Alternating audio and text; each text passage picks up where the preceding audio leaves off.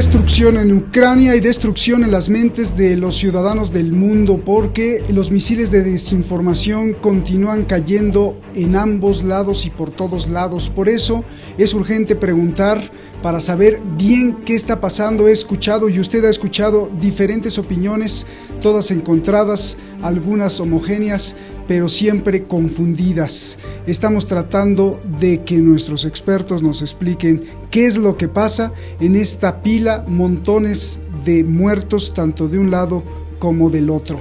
Veamos qué pasa. Escuchemos primero el reportaje y regresamos con ustedes. Soy Roberto de la Madrid y esto es Detrás de la Razón. Comenzamos.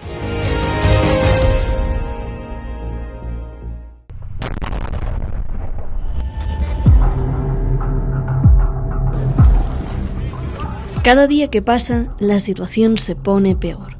En Ucrania no cesan los proyectiles ni la destrucción.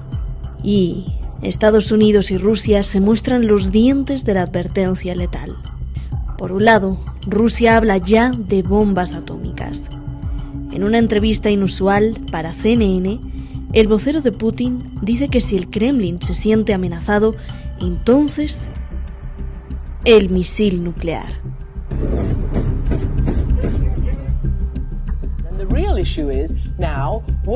¿Qué espera que hagan los otros países cuando les piden que renuncien a sus armas nucleares? Porque se ha violado la integridad territorial y la soberanía. E incluso sus amigos los chinos han dicho que respetan la integridad territorial y la soberanía de todas las naciones, incluida la de Ucrania. Podría preguntarle rápidamente, necesito preguntarle esto porque el mundo tiene miedo y quiero saber si Putin pretende que el mundo tenga miedo de la opción nuclear. ¿La usaría? El presidente Putin tiene la intención de hacer que el mundo escuche y comprenda nuestras preocupaciones. Hemos estado tratando de transmitir nuestras preocupaciones al mundo, a Europa, a los Estados Unidos durante un par de décadas. Pero nadie nos escuchó. Y antes de que sea demasiado tarde, tomamos la decisión de lanzar una operación militar especial para deshacernos de toda Rusia, que se creó junto a nuestra frontera. ¿Qué? ¿Deshacerse de Rusia? Antirrusa, porque Ucrania fue formada por países occidentales, es antirrusia. Este es el problema. Mire, Ucrania es un país soberano, está reconocido por las Naciones Unidas, existe desde hace mucho, mucho tiempo. Pero solo quiero preguntarle de nuevo, el presidente Putin... Porque el presidente finlandés me dijo que cuando le preguntó a Putin directamente sobre esto, el presidente Putin ha puesto esa carta sobre la mesa. El presidente Putin dijo que si alguien trata de detenerlo, sucederán cosas muy malas.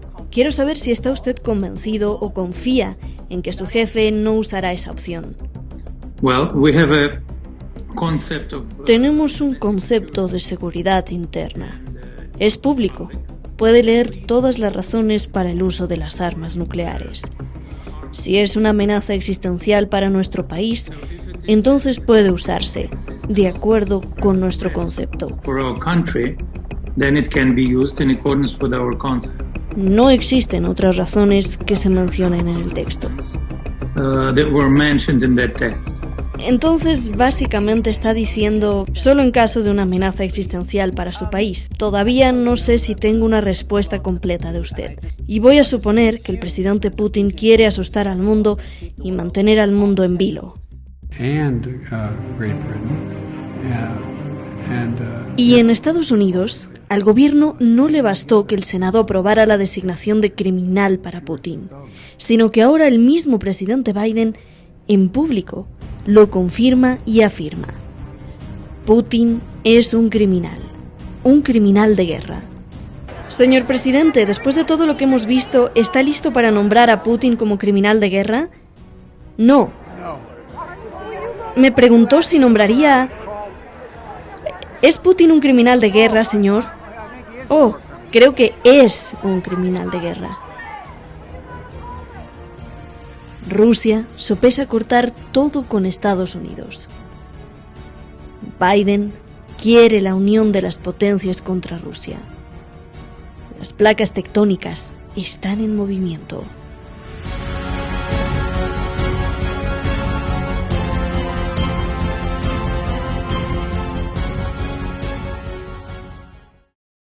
Muchísimas gracias al equipo de Detrás de la Razón, muchísimas gracias a usted.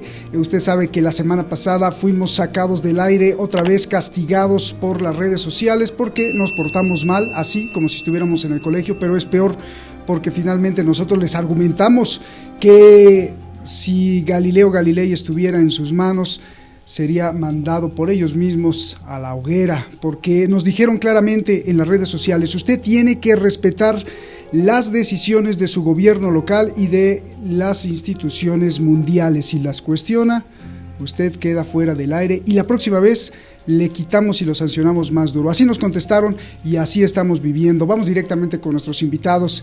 Está con nosotros Eduardo Bior. Eduardo, muchísimas gracias siempre y te felicito porque en esta cobertura de la guerra tú encabezando un gran equipo allá en el Cono Sur, ha hecho pues grandes avances a la luz de nuevos conocimientos, conciencia, una cobertura excelente con una narrativa muy diferente a los medios de comunicación.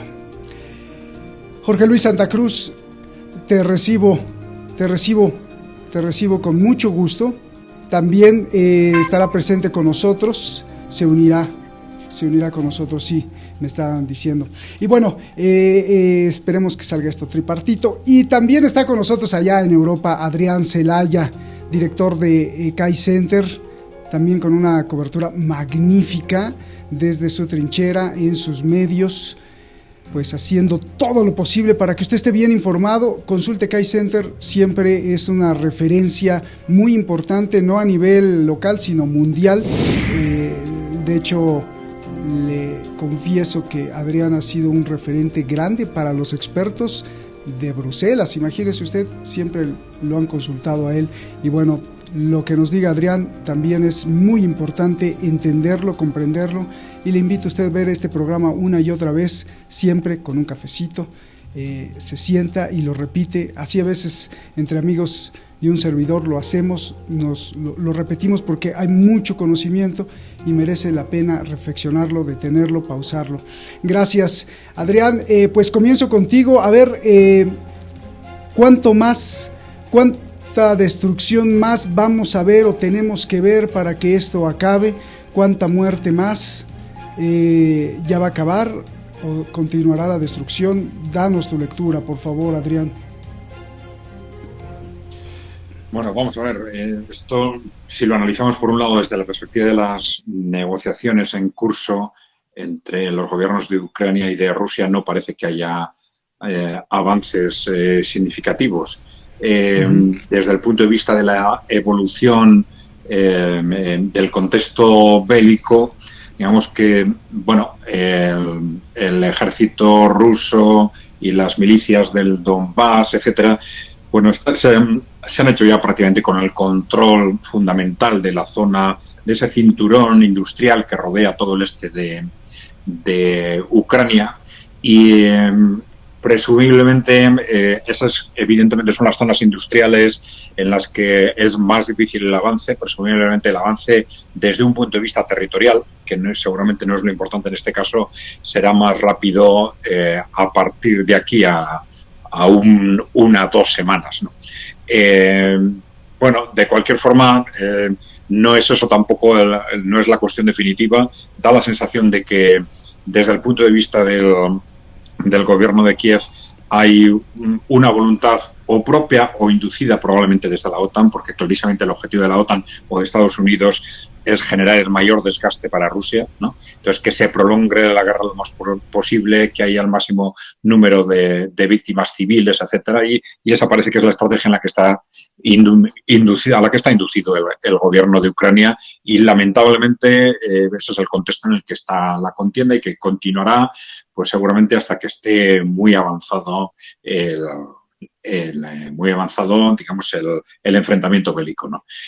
Aquí la cuestión clave es qué pasa a partir de ese momento. Cuando decimos terminará, ¿qué pasa? Porque ya lo hablaremos más adelante si queréis, pero claro, la cuestión clave es que cuando termine ese proceso, ese enfrentamiento bélico en Ucrania, de una forma o de otra, debería producirse algún tipo de equilibrio que sea aceptable para las dos partes, porque no nos olvidemos que aquí el conflicto de fondo no es Rusia-Ucrania, es, si se quiere, Rusia-OTAN, Rusia-Estados Unidos o países emergentes, países occidentales. Y o se encuentra un punto de equilibrio después de, no se ha encontrado antes de la guerra, ha estallado esta guerra, cuando termine el enfrentamiento bélico en Ucrania se va a producir ese contexto. Esa es la gran pregunta a la que deberíamos responder, porque esto nos indicará qué es lo que puede pasar más adelante.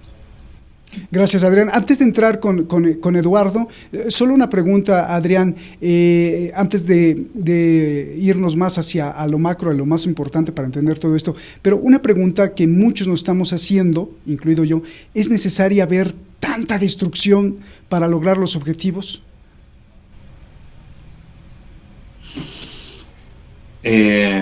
Vamos a ver, no debería ser necesario nunca, evidentemente, ¿no? Claro, lo que pasa es que ese concepto de ser necesario hay que ver en qué fase lo analizamos. Normalmente estos procesos son consecuencia de muchas decisiones que se toman en muchos contextos y en distintos países. En cada uno de esos momentos normalmente siempre hay alternativas, ¿no?, antes de llegar a ese contexto de destrucción. Por eso, si nos situamos en las últimas fases, tendríamos que pensar, ¿tenía Ucrania opciones de actuar de forma distinta a cómo actuó? ¿Tenía la OTAN posibilidades de haber llegado a un acuerdo con Rusia? ¿Rusia y la OTAN podían haber llegado a algún acuerdo de otro tipo que hubiera impedido esto? ¿Tenía Rusia alternativas distintas para proteger su seguridad a la de esta operación de invasión? Pues esa seguramente las grandes preguntas. Siempre tendemos a pensar que hay alternativas, pero claro, habría que situarse en cada momento y en cada contexto para poder responder a esa pregunta. Gracias, Adrián, te agradezco mucho. Eduardo, comenzamos con esta pregunta que se hace el espectador humano que ve, simplemente que ve, y me parece importante empezar desde aquí. ¿Cuánto más tiempo y cuánto ataque y cuánta destrucción más tendremos que ver antes de que acabe todo esto? Adelante, Eduardo. Mira, la OTAN y el alto mando norteamericano han tomado una decisión heroica. Están dispuestos a pelear hasta el último ucraniano. Eso es burla, ¿verdad? No, es desgraciadamente cierto. Lo de heroica. Lo de heroísmo, obviamente, sí, eso es. Muestra el cinismo, trato de mostrar el cinismo de esta gente. En lo posible están tratando de no envolverse ellos en la guerra, aunque ya poco a poco, en la medida en que el ejército ucraniano se va derrumbando, en la medida en que las milicias nazis van siendo exterminadas por el ejército ruso, se les hace más difícil la dirección a distancia. En Donetsk, no me acuerdo en qué localidad, han descubierto los cadáveres de 3 oficiales norteamericanos. O sea, quiere decir que hay efectivos norteamericanos combatiendo, que estarán como entrenadores, estarán como adiestradores, lo que uno quiera, pero están. Y en la medida en que la situación del ejército ucraniano se vaya deteriorando más, van a tener que meter más gente. Ese es el punto donde probablemente les empiece a costar. Mientras tanto, están dispuestos a mantener ese conflicto todo lo que puedan, porque con lo que ellos están especulando es con el debilitamiento militar de Rusia. Es decir, ellos dicen que le quieren regalar a Rusia un Afganistán. Es decir, así como ellos estuvieron 20 años envueltos en Afganistán, quieren que Rusia esté envuelta no sé cuánto tiempo en Ucrania. Eso primero. Y segundo, si no fuera tan terrible, sería para un programa cómico, le fueran a pedir a China que los ayude contra Rusia. La vocera del Ministerio de Relaciones Exteriores de China, después de la conversación entre Biden y Xi Jinping, dice, esto se resume de la siguiente manera: por favor, ¿podrías ayudarme a destruir a tu amigo, así después te destruimos a ti?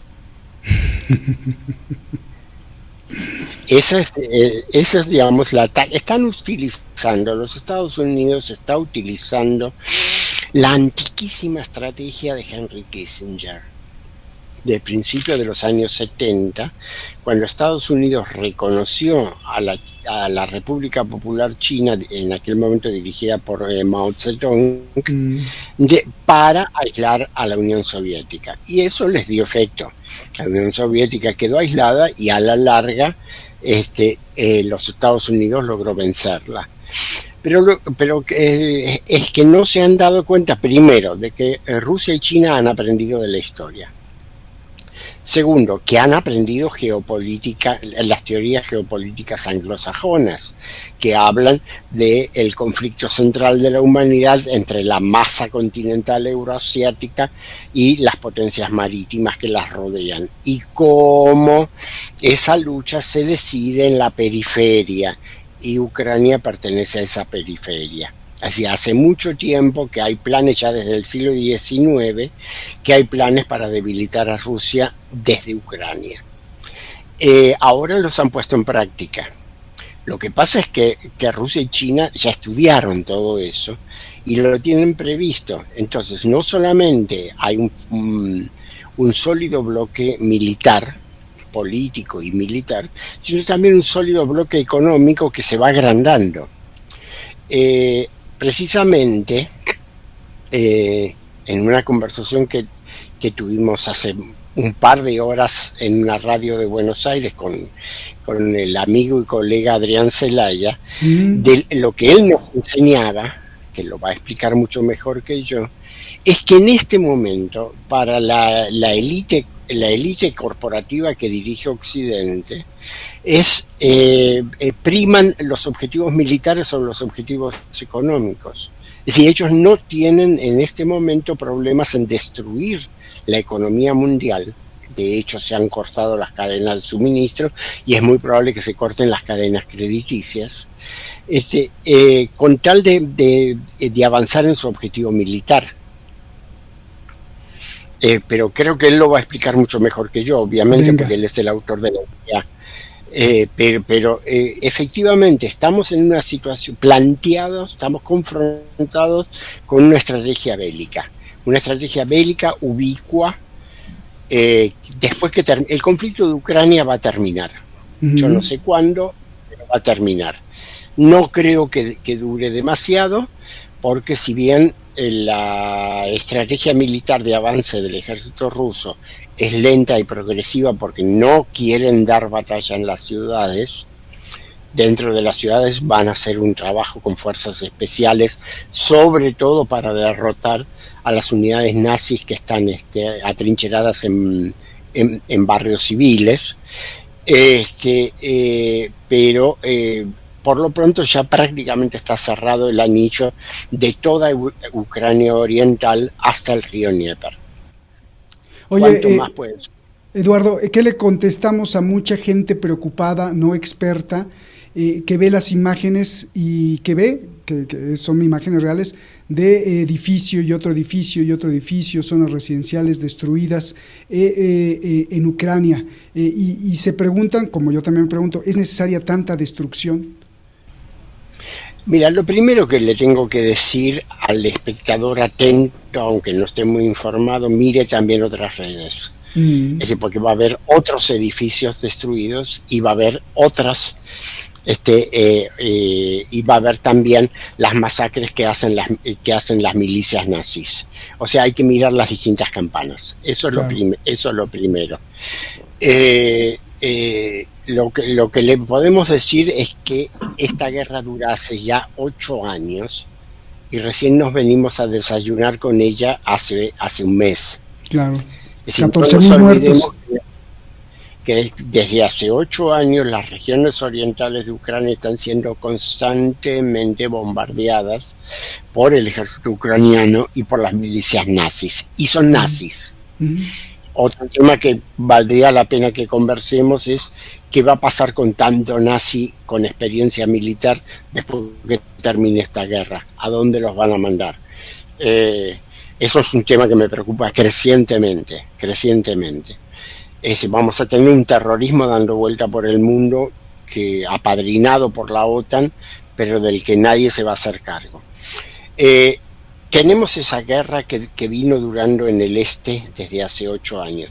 No la miramos, no le prestamos atención. No nos importaron ni los niños ni los ancianos masacrados por la cohetería ucraniana. Ahora venimos a preocuparnos. Creo que los que debemos preguntarnos qué pasa somos nosotros, a nosotros mismos. Y la información, sobre todo, abominable, porque bueno, no les preocupaba a la mayoría porque como ovejas pues siguen la narrativa hollywoodense. Eduardo, esto ya lo has denunciado y qué bueno que lo vuelves a denunciar. Adrián, te iba a hacer la pregunta que es prácticamente lo mismo, pero pues mejor compártenos lo que les compartiste en el programa a Eduardo. Adrián, te escuchamos, por favor. Bueno, sí, el comentario ha surgido a raíz de esta sorprendente decisión del gobierno español con respecto al Sáhara, digamos, el reconocimiento, el dar el visto bueno a la política, a la estrategia de Marruecos con respecto al Sáhara, que ha supuesto un auténtico giro de 180 grados en las políticas formales, por lo menos del gobierno español de las últimas décadas, y un riesgo enorme de un enfrentamiento directo con Argelia, que es el principal suministrador de gas de España, ¿no? En un contexto en el que están los precios disparándose, que hay todas las dudas del mundo sobre el suministro de gas, y de pronto se toma una medida aparentemente tan enloquecida como esta, ¿no? Y claro, lo que comentábamos era que este tipo de cosas que están sucediendo no solo en España, sino en general en el mundo, se explican en un contexto, vamos a decir, bélico o prebélico, es decir, en el que los intereses económicos están claramente ya subordinando a los intereses, a los objetivos geopolíticos o pensando incluso a muy corto plazo. Y esa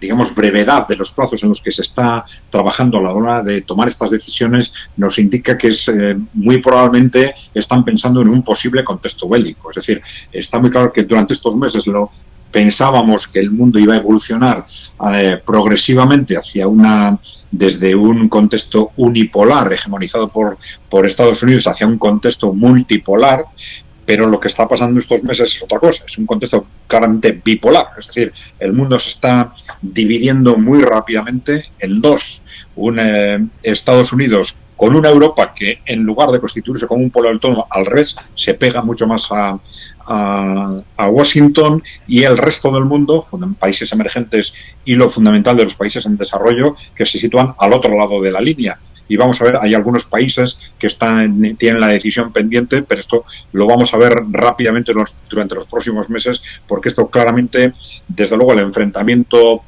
económico y político está asegurado, pero la forma en la que se están gestionando estas relaciones, lo que está sucediendo, este tipo de maniobras extrañas de Estados Unidos con Irán o con Venezuela, estos movimientos de los países europeos sacrificando su propia economía, destruyendo premeditadamente su propia economía en base a intereses geopolíticos, nos indica que muy probablemente está pensando en una alta posibilidad de entrar en un contexto bélico de forma casi inmediata, ¿no? Diciendo, Adrián, es que normalmente lo que estás diciendo, Adrián, es que normalmente en nuestros análisis, sobre todo en tus análisis a lo largo del tiempo, siempre nos has dicho que la economía va arriba y bueno, lo bélico va abajo de respaldo. Quiere decir que hoy estamos en un punto en donde lo bélico está superando lo económico y que el poder que controla el mundo está dispuesto, como decía Eduardo, que tú dijiste, a sacrificar la economía de todo el planeta por la imposición bélica, que nos estamos acercando a eso. Sí, sí, efectivamente. Yo creo que ese es clarísimamente el contexto y las decisiones que se están tomando en Estados Unidos, en distintos países europeos, van clarísimamente en esa dirección.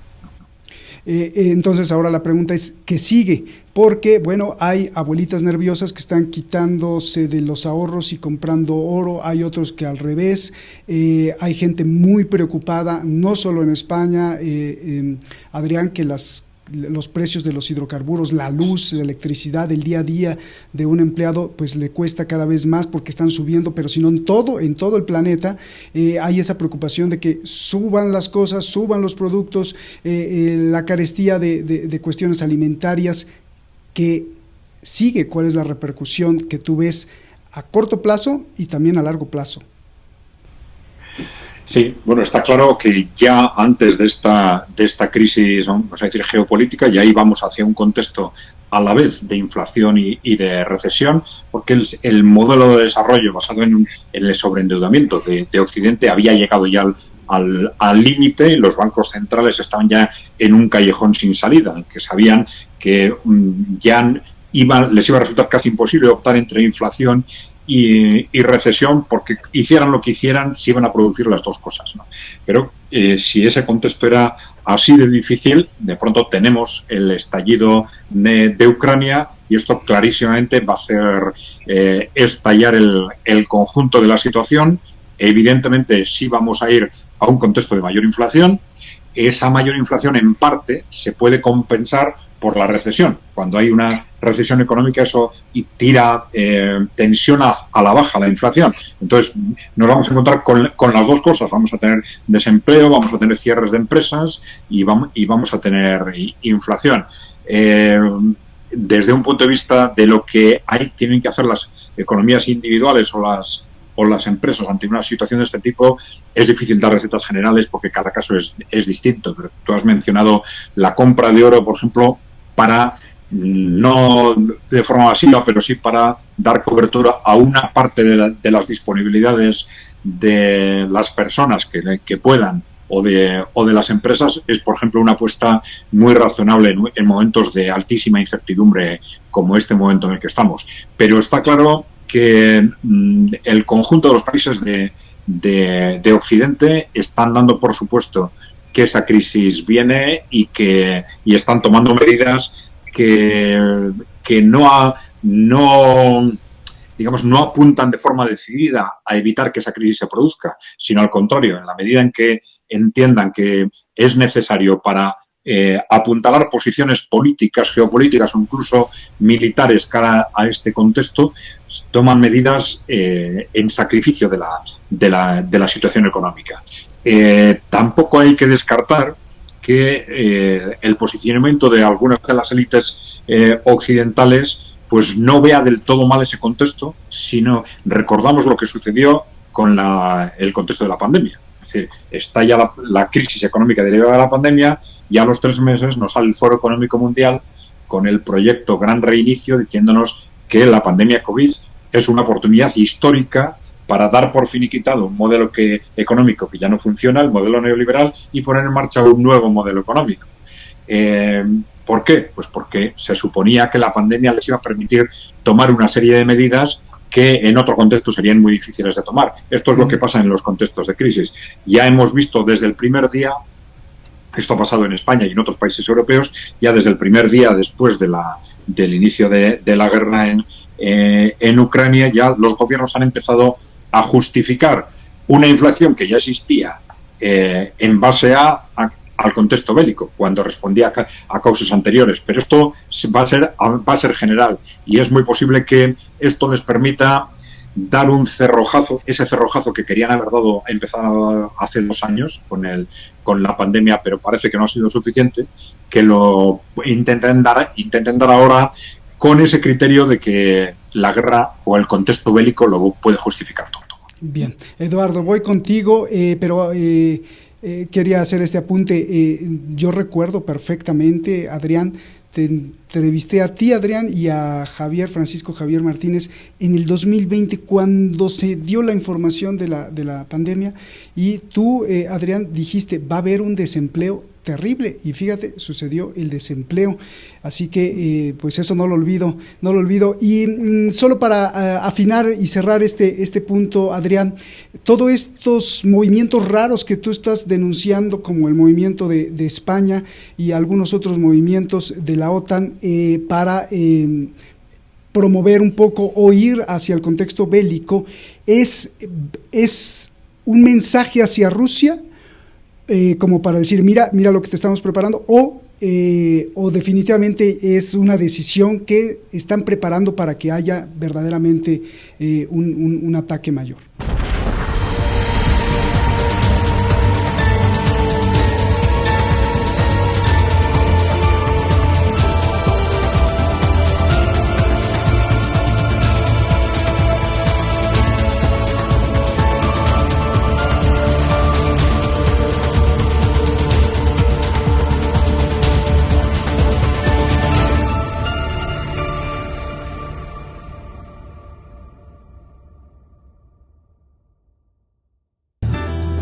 Pedirle, como todos los canales lo hacen y que gracias a eso podemos existir y llevar la información, que haga algo muy sencillo. Solo píquele ahí y suscríbase, toque la campanita, para que este espacio de libertad continúe. De lo contrario, los que nos quieren manipular seguirán avanzando. ¡Saludos!